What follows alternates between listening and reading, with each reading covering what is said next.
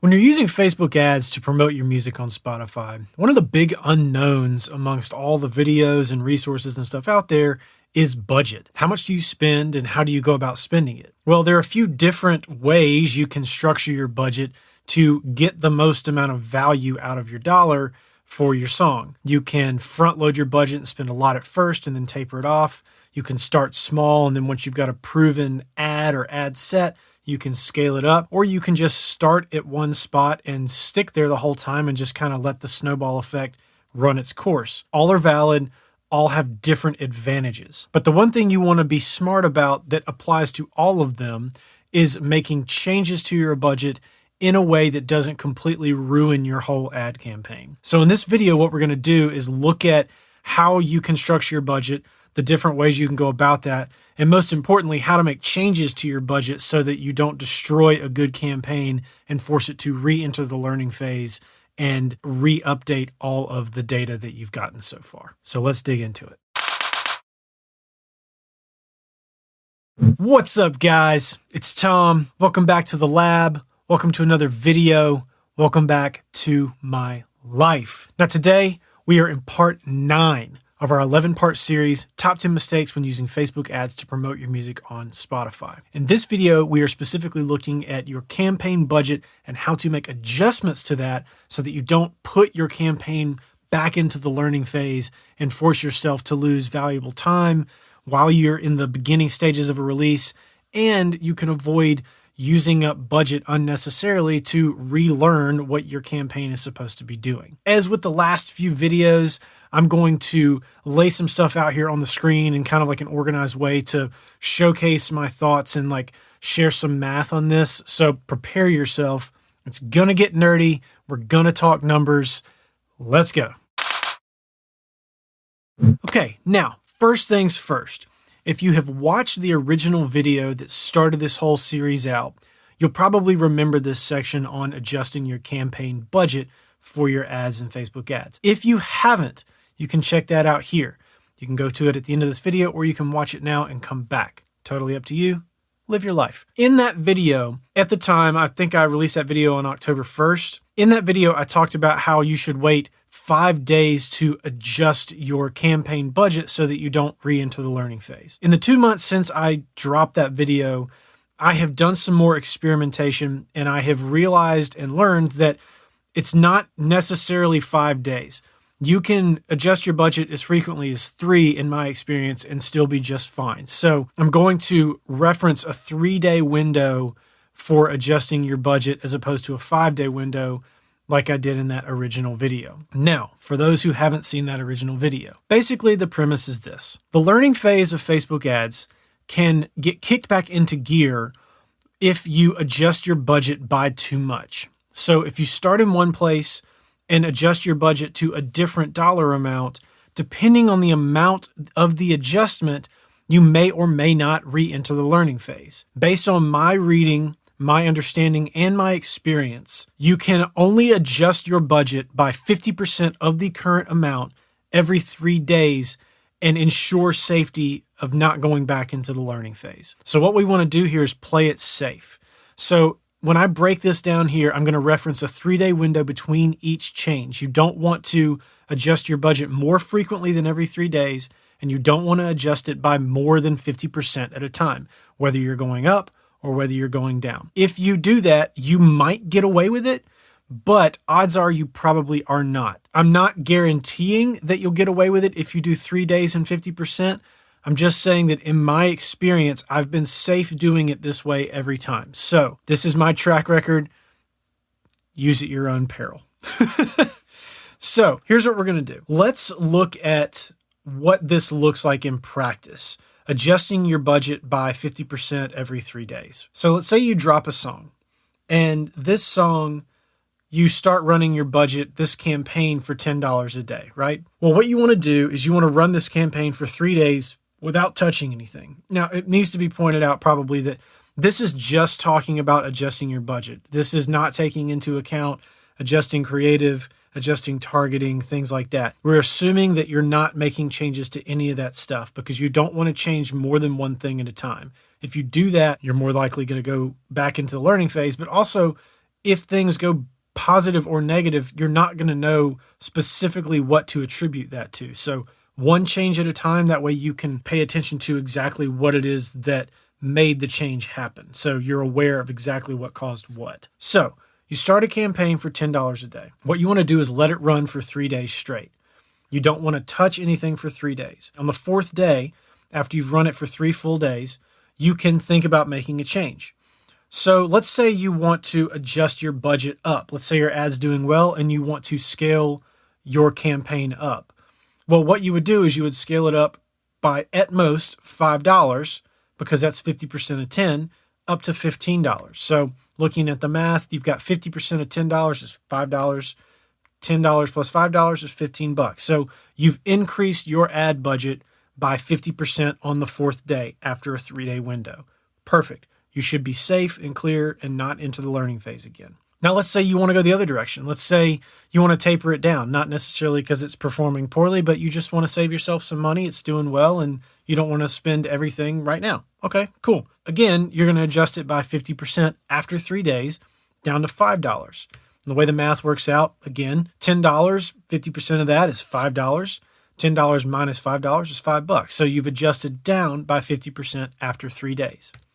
Now, there are a few different ways you can run your ad, run your campaign. As I said before, you kind of have 3 main options. Option 1, and the simplest option, is to set your daily budget, start your campaign, and never adjust it. Just let it ride off into the sunset and make adjustments to your creative and your targeting if you need to, things like that. You might even add a retargeting ad set, or you might add an ad set that just targets specific markets where you want to grow. Like say you just want to grow in the US or you just want to grow in the UK. You might make a new ad set just for that. And these are all things you can do without adjusting the budget. So if you want to start at $10 a day and just let it go $10 a day until the end of time or until the end of the year or whatever, that's an option. And it's a great method. I actually use that method alongside of a second method, which I'll tell you about in a second. Method number 2 is the traditional way of running an ad campaign for earning revenue immediately off of your ad. So if you're trying to sell t-shirts, you're trying to sell merch,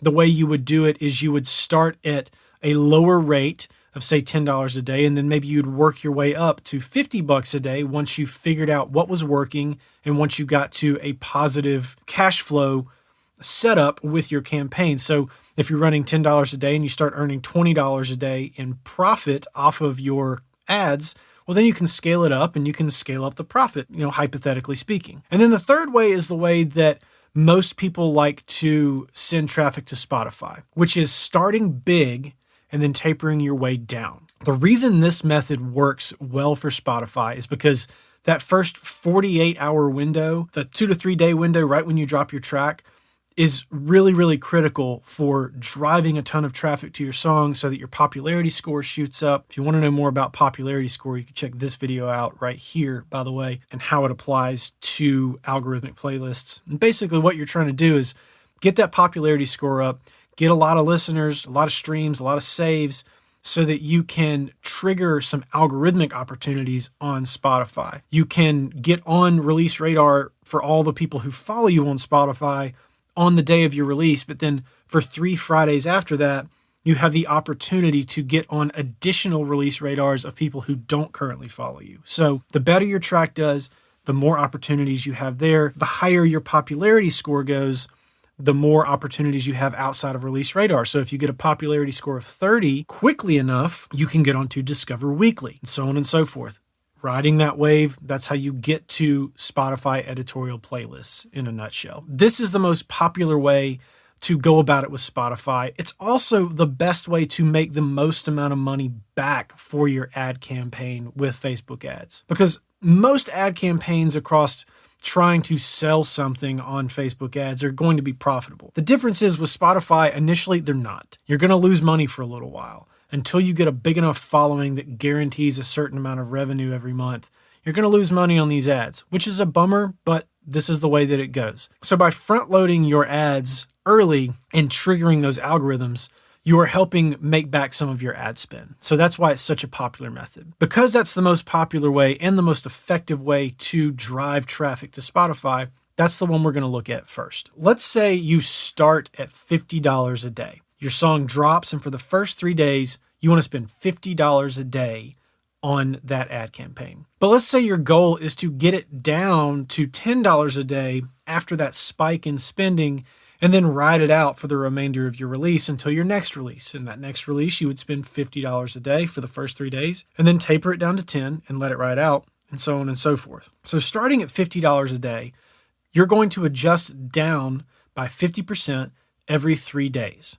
So you're going to let it run for 3 days at $50. After the third day, on the fourth day, you're going to adjust it down by half, 50% to $25 a day. Another 3 days, you're down to $12.50 a day. From $12.50 a day over another 3 days to $10 a day. Now, $10 isn't half of $12.50, but that's the goal we were trying to get to. We couldn't go to $10 a day from $25 a day because that would have been greater than 50%. Even though $12.50 is close, going that extra $2.50 is likely going to put our campaign back into the learning phase. So we come from $12.50 after 3 days to $10 a day, and it's taken us 9 days total of running our campaign to get down to now spending $10 a day. Now let's look at the other way around. Let's say you want to start small, you want to use the traditional method and start small and then scale up to $50 a day. You're not worried about algorithmic traffic. What you're trying to do is get a campaign that works and scale up to a pretty good ad spend. And from there, let it spend at $50 for the foreseeable future. Let's look at what that would look like. So you start at $10 a day.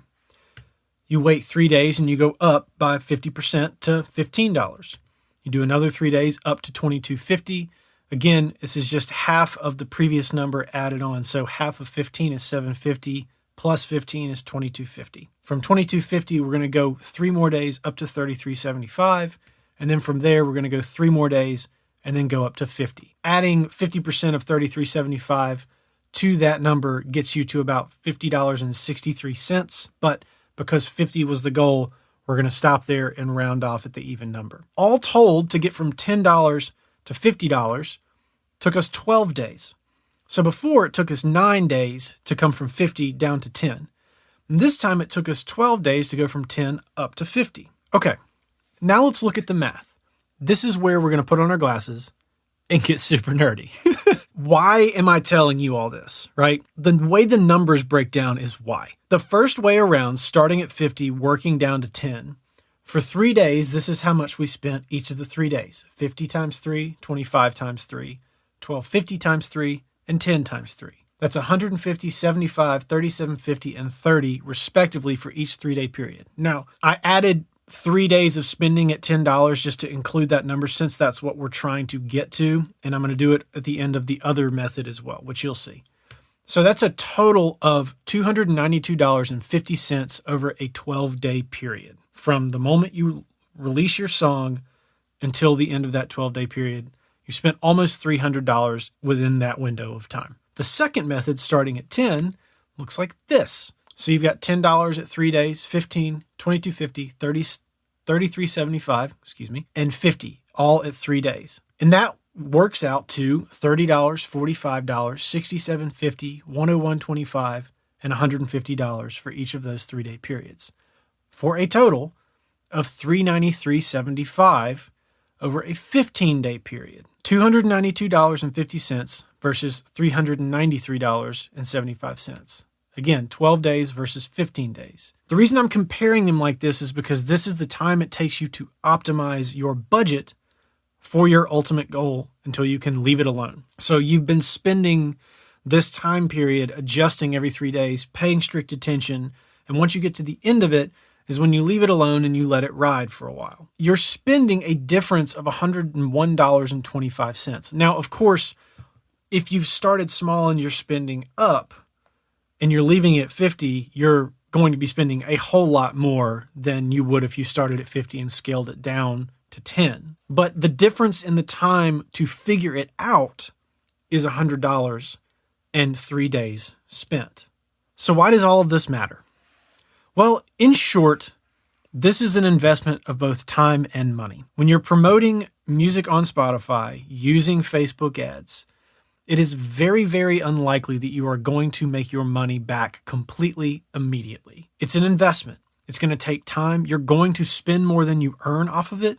So you need to have other sources of revenue that will fund this to pay for your ads until you get enough followers and enough guaranteed streams with each release for it to balance itself out. Also, it's a function of time. How much time are you willing to spend to figure this out, to figure out where your budgets should lie and how much you should be spending? Here's my advice. I recommend when you're first starting out, if you have only run 1 or 0 or just a couple of campaigns, start at $5 or $10 a day, no more, and just let it ride. Let it ride for a couple of releases at least and figure it out. I've got a video I recently put out about how you can start and stagger new campaigns, and you could check that out right here if you want to know more about how to kind of let it ride while launching a new song at the same time. Do that for a couple of releases, 2 or 3, so you can learn about how all this works and how the budget works and how it's set up. And even within that window with all those campaigns, it will be helpful to adjust your budget here and there to just see what happens following these rules. No more than 50% every 3 days.